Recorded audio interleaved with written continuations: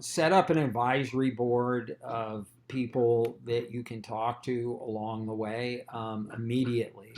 Like 2 days after you start your business. In fact, you should probably, before you start your business, um, get one or two people that you really trust and run some of your ideas by them. Um, Not that you're going to listen to everything they have to say, but having people around you with diverse backgrounds and experience makes the process much easier to go through.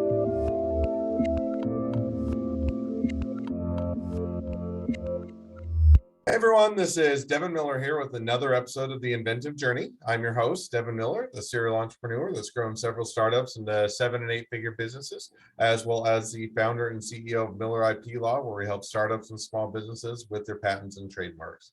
If you ever need help with yours, just go to strategymeeting.com and we're always here to help. Now, today we have another great guest on the podcast, Jeremy Smith. And just as a quick introduction to Jeremy, so was educated to value his family. And as he got going, one of the things he found out kind of growing up was he read a lot of books about stocks and investments in that section of the newspaper and educated himself on that. And then as he was going through high school, got bored really quickly. And so around that time, he started running a concession stand as an entrepreneur endeavor with the family, graduated high school, got into a sales position at an ad agency, worked for them for 22 years, started a business with his brother that he got into, sold that business, and learned that he never wanted to sell his business again. So with that much as a introduction, welcome on the podcast, Jeremy. Thank you. Thanks for having me on your program. Thank you. Absolutely. So I just ran through or I just condensed a much longer journey into about 30 seconds or so. So let's unpack that a bit. So tell us how your journey got started reading the stock and investment section in the newspaper as a kid. Well, it was, I was always a little, we came from a quirky intellectual family that was very into reading books, magazines, newspapers, and there were two things that I really loved: the weather, and I used to try and compete with our local weatherman on TV to see if I could out forecast him. And Hmm. so I learned how to read the bars in the newspaper, the weather bars, because um, today it's very different. You don't get the same sort of information that you used to get in a printed newspaper. So the New York Times would print the entire U.S. map and would show you all the barometric pressure and the bars and the lows and the high pressure systems. And then when it came to stocks, I became fascinated with the stock market, and that it used to be about, like, the Sunday paper, the business section. The stocks alone was about a 16-page part of the newspaper, because it displayed all the stocks and the latest quotes, the highs, the lows. And I was fortunate enough in junior high school to take a class that was offered to us, which was on the stock market. And I started buying stocks when I was 13 years old. And my first lesson was never use a broker, which at the time when I was 13 years old, you didn't have an option. There was no Charles Schwab. There was no internet. So, well, there was, but we didn't know about it. It was under the Defense Department, so no one really knew about it. But so we had those options. You went to a broker, and I had done all my research. Found this company called Bomar, which they pretty much invented the calculator, and I thought, wow, that was a pretty cool item. I think this company could be really successful, and the stock was around $4 or $5 at the time. Hmm. And I went with my mother because you can't, as a minor, you can't go in and buy stocks even with a broker. And my mom and the broker convinced me. Well, I would. They really shoved Pan Am Airlines down my throat, and I learned that brokers have their favorite stocks, and really they're just salespeople, stockbrokers, with a Mhm. different title, most of them.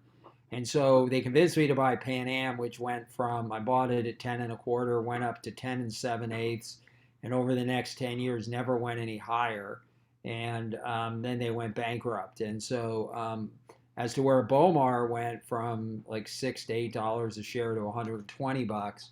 And so I called that one right, and then I realized that if you do your own research, and really study things, that you can figure things without so-called experts on your own. And so that was kind of became my guiding principle for life in general with things, is that education, whether you go to college or you don't go to college, there's no excuse for not being educated. And so the more educated you are, the more options, the more knowledge you have, the more opportunities come your way. And so I've always lived my life that way. No, that's awesome. No, I think that definitely is a great approach to take with life. So you go, you get into a bit of stocks and investing, and you get some good advice, get some bad advice, but you kind of get some initial education. You go throughout high school, you graduate, and I think you said right after graduation, you took a sales position at an ad agency. Is that right? Yeah, my mom had passed away. Prior to that, we were working for her concert company, and that's how we got into the concession stand business. Was my mom needed somebody to? She was having problems with the employee that managed the business, and she asked my brother and I to take over and run the concession stands at the concerts. And that's really, my mom was really the first entrepreneur I knew, and she took us through the whole process of profit and loss, and how the difference between a 5% and a 10% amount of ice in a Coca-Cola or beverage plastic container can net you an extra $1.50 to $2 per every one you sell. And so we started learning about those things. And then when I was after my mom passed, I joined a small typography company, and started working for them, selling to ad agencies, and then got involved in the ad business as well, and did that for quite a while. But I worked for a gentleman named Drew Andreessen, who really was one of the first entrepreneurs outside of my mother that really, I spent 22 years there. So I learned a lot about marketing and design, and working with some of the greatest designers on the West Coast. Some of them like Keith Bright, who did the Summer Olympics graphics for the in LA, and then it's done major airlines food packaging design like Saffron Road. I just learned a lot. I mean, it's you're around these people, and it's a free education, spending time with these people, going to lunch with them, and figuring out what their approach to design is, and communications, and how they run their businesses. And so it kind of was like going to college, but I was getting paid.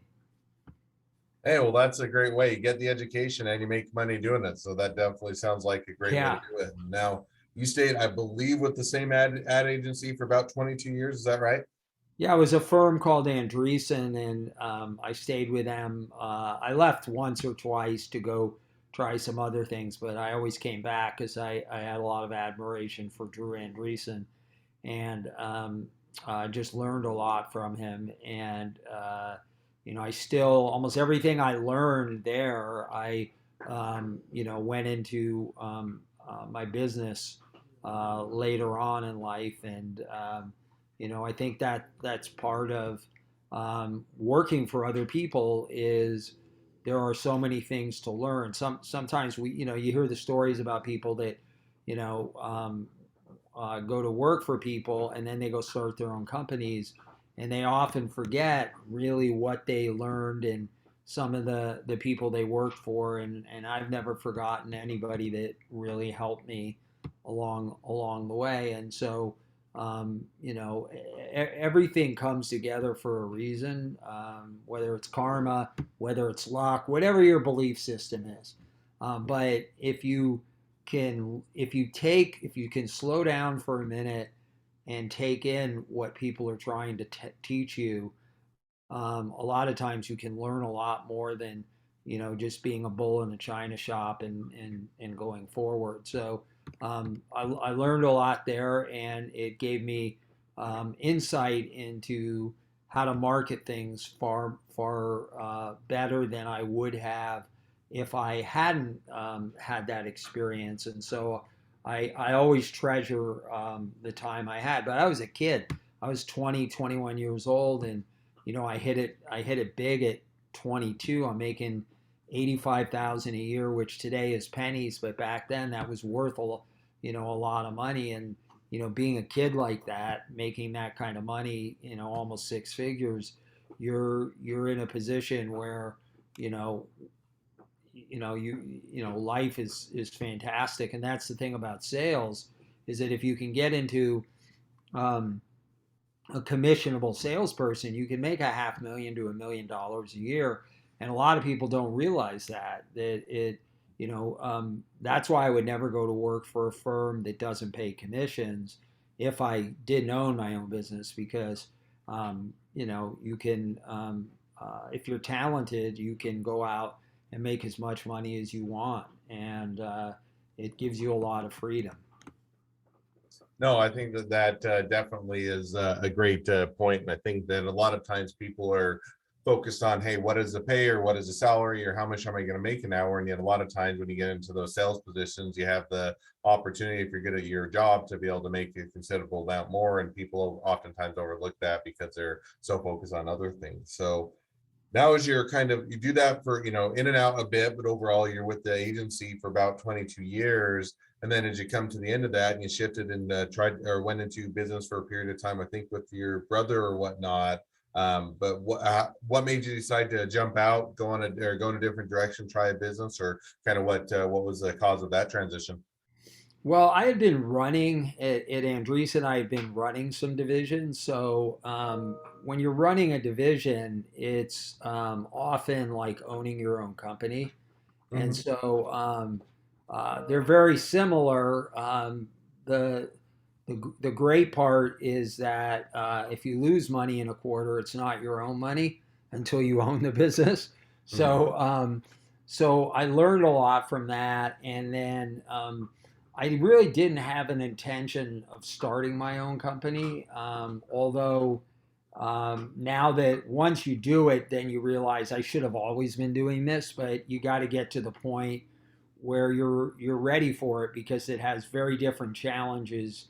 Now instead of getting a paycheck every week, you're trying to meet payroll, and it's a very different and for all your employees. But my brother and I are very close. We're 16 months apart, and we've always worked well together. And so it was a great opportunity to go work for him. And I had just come off. I was burning out kind of in the advertising world, and I had been doing the same thing pretty much for almost 26, 27 years at that point. And I had recently met Steve Jobs, and he kind of, in a meeting, kind of encouraged me to go out on my own, that there's nothing like it. And then an opportunity presented itself with my brother to start a food brokerage firm, in working with food and beverage brands to help facilitate Costco, to work with Costco. And so what happened was we became very successful. My brother had been in retail a very long time and didn't want to do this anymore. And we had the opportunity.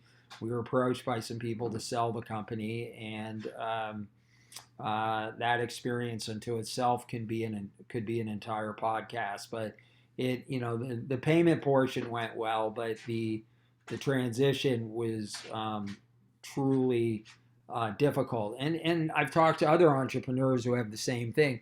You're in charge of something, and now you start reporting to people again, and going from a 12-person organization to a 40,000 person organization is very different. It's like living in Des Moines, Iowa, and then the next morning you wake up and you're in Shanghai.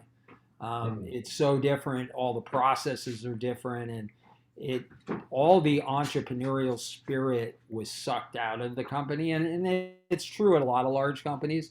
So I knew I needed to get out of there, and they were happy to accommodate me because they knew I wasn't happy, and they realized that maybe they weren't the best place for entrepreneurs. So I went in and we had a discussion, and I departed and started Launchpad in 2017, and have never looked back to this point. It's that was the first time I really began to reflect back and realize that I probably should have started my own business much earlier.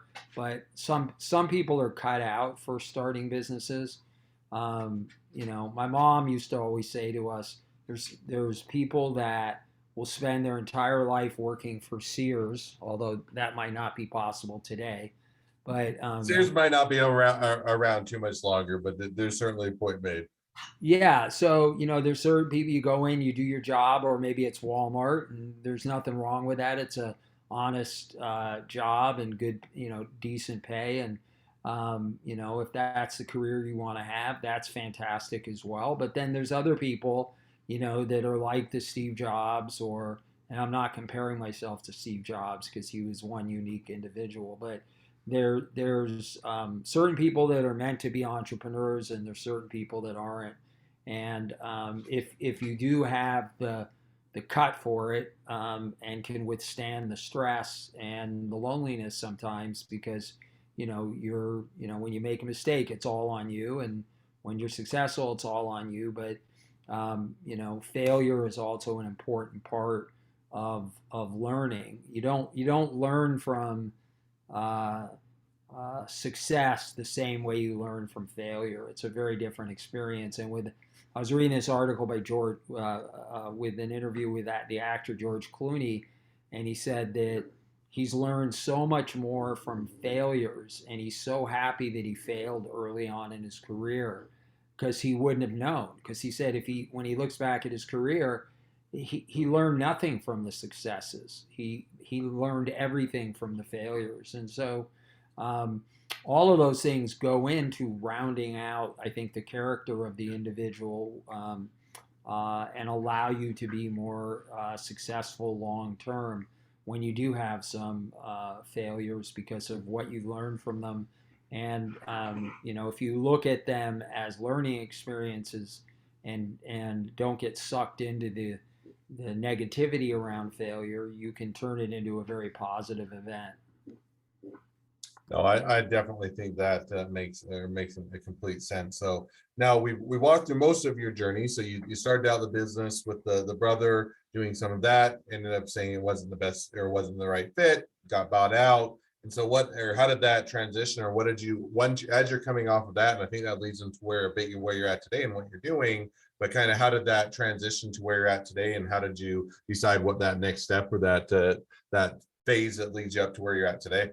Well, it was getting to the point where the company that I was working for couldn't stand me, and I couldn't stand them. And so, um, unfortunately, I'm a very direct person. And so I actually had to confront my boss because he was saying things to other people that, the acquisition wasn't a good fit.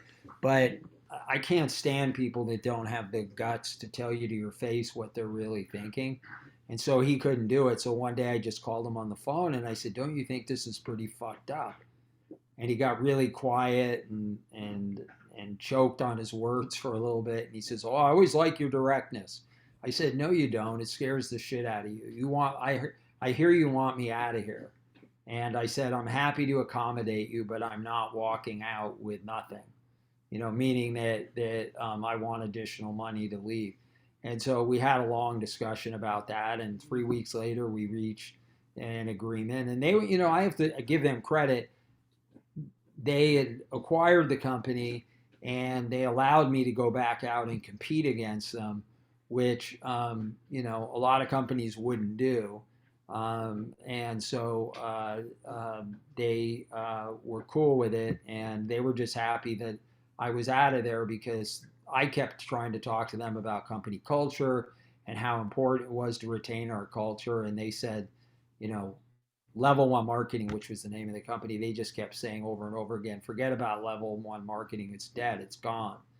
Hmm. And I said, well, I don't agree. But, and again, out of that failure came, this new idea. And actually, I pitched them on the idea of doing Launchpad as a separate division within their company, Hmm. and it seemed like they were going to move forward with it, and then they said, we're not going to, but if you want to go do that on your own, and we're happy to do that. So I am thankful that they did that, and they paid us a fair price for the original company, and sometimes these things don't work out, but again there were a lot of lessons learned there. If I've had some people want to buy Launchpad, and I'm not ready to retire and sell yet, but Hmm. I would never stay on again. That would not never happen because um, you become too attached to your brand and your identity at the company sometimes, and then to have other people basically tell you that it's you know that's not how they want to do things. This is how they do it. It's not a good fit, and it's why a lot of entrepreneurs butt heads with the new group when they stay on. So I would unless it's a 12-month stint, I wouldn't consider Hmm. staying on. Like I get helping out on a transitionary period, that I would do, but I would never stay on beyond that like I did previously. And it's a hard thing. It's you take deep pride in owning your own business and starting it from the ground up. And I love cars, and every car I've sold, I still regret because there were so many good times and memories with it. And it's the same with a business. Hmm. When you finally give it up, you generally, um, have. I've talked to other entrepreneurs about this. You kind of feel like, what's, the big question is obviously what's next, and are you going to miss what you once had? On the other hand, because one of the things that I think is really important is that at first you're all excited and selling it because you get this big check, and most people don't get to sell their companies, especially family-owned companies, and so you get excited about that, but then in the end the money doesn't have the same meaning as the love and passion and all of the hard work and sacrifice that you put in for the company. Getting that big check doesn't make you any happier. You've got to deal if you happen to have No, I think issues. that You got to I deal think with that them. that definitely makes sense, and I think that every you spend a lot of time and effort on every business that you devote yourself to and get up and running and everything else, and that leaving or making that exit or that transition is always difficult because you always feel like you're leaving a part of yourself behind that you worked very very diligently to build. So I think that there's definitely a lot of wisdom in there.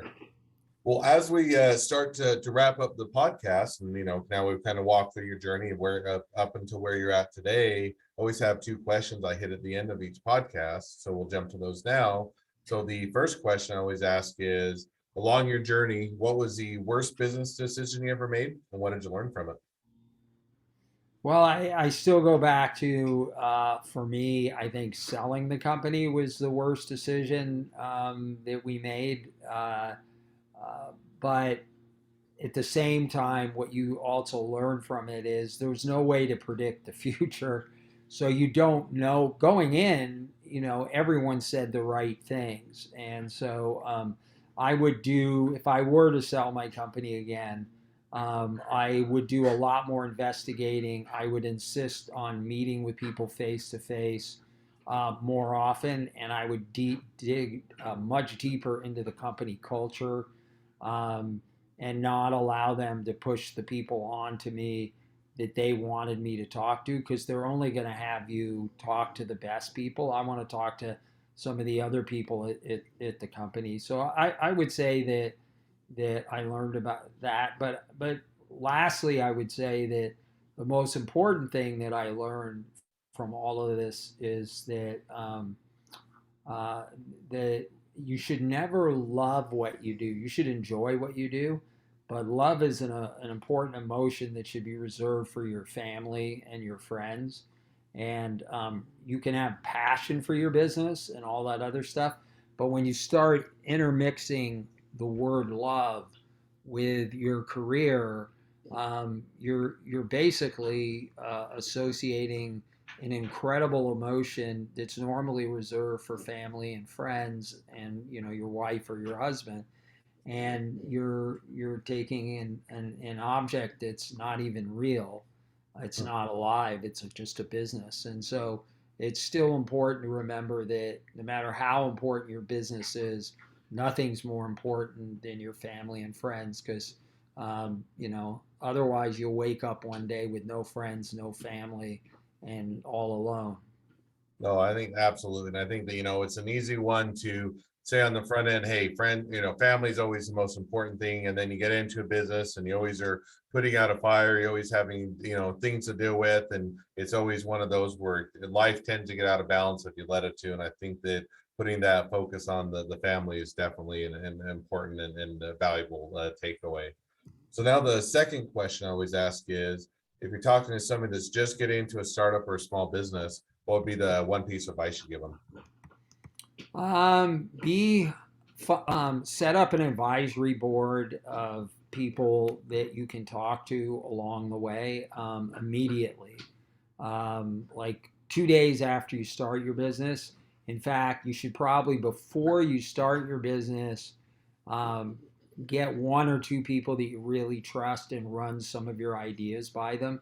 Um, Not that you're going to listen to everything they have to say, but having people around you with diverse backgrounds and experience makes the process much easier to go through, because um, most of the time when you run a business, you at some point set up some sort of advisory board or a board of directors, but you do it much later, and you miss out on the the the knowledge bank that all these other people can bring to your business. And Hmm. so one of the first things I did when I started Launchpad was to set up a group of 4 people that are my advisors to a certain extent.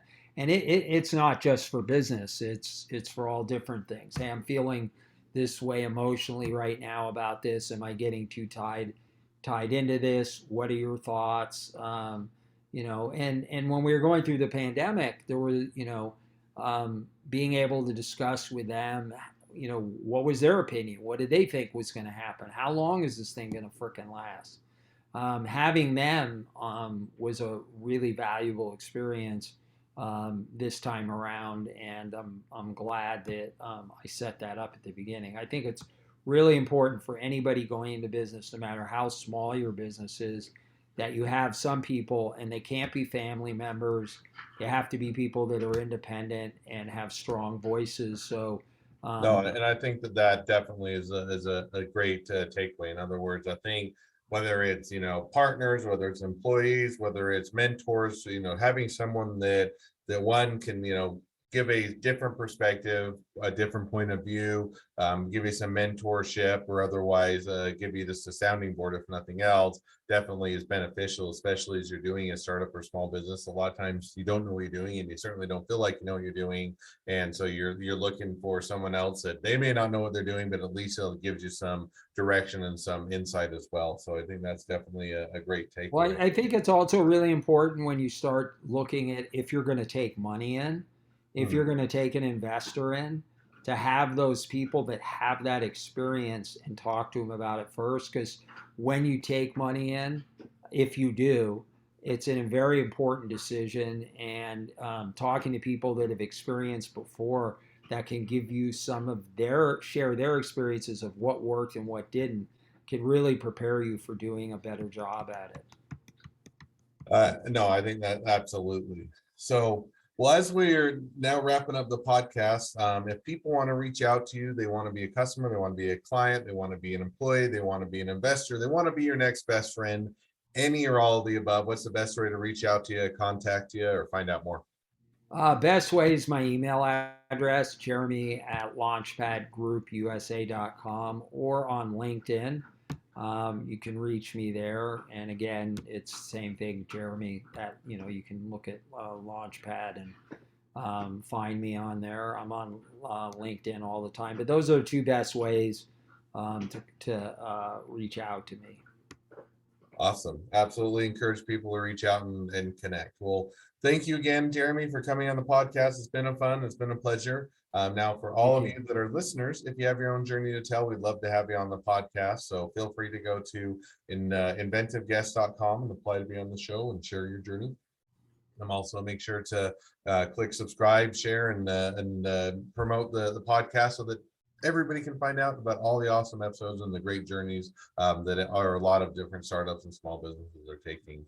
And last but not least, if you ever need help with patents, trademarks, or anything else with your business, feel free to go to strategymeeting.com, grab some time with us to chat.